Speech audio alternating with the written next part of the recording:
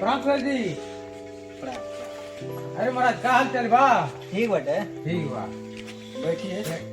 ठीक बा बैठले बन जे म लिखवा कह दे हम कि किसी के तनी प्रॉब्लम वाला थोड़ा व्यवस्था कर दिया ही हां, ये तो प्रॉब्लम बात 5 से में थोड़े होई। हां 10,000 पूरा चाहिए ना। 10,000 पूरा चाहिए। अच्छा ठीक बा, वो 10,000 मिल जाई। हां, भैया मिली। तो आइल बानी तो कोने सोच से बतिया ले तनी आप भी इन्हें भेज दे। संग ही भी इन्हें भेज दे जब। अरे पूरा महीना का फीस बाकी बाटे। अच्छा बाकी बा तो ये थोड़ा का तक नहीं दिए ये करी भैया दिए भी इन्हें है। दिया जाए आपको पैसा।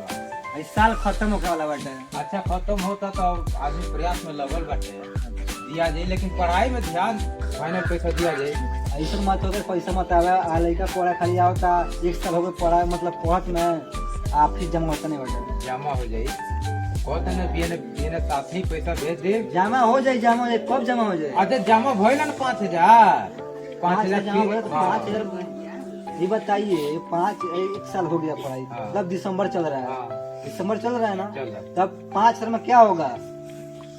अब लास्ट महीना चल रहा है साल का। हाँ हाँ ठीक बा चलो तात बिहान पैसा 5,000 और ही आपके लगे पहुंच जाई। नहीं तो ठीक है 5,000 मतलब बिहान भेज दीजिए। हाँ बिहान चल जाए। हाँ। पढ़ाई में तनी ध्यान लगा नहीं, के नहीं, हर नहीं। तरह से अच्छा से पढ़ाई कर रहे हैं।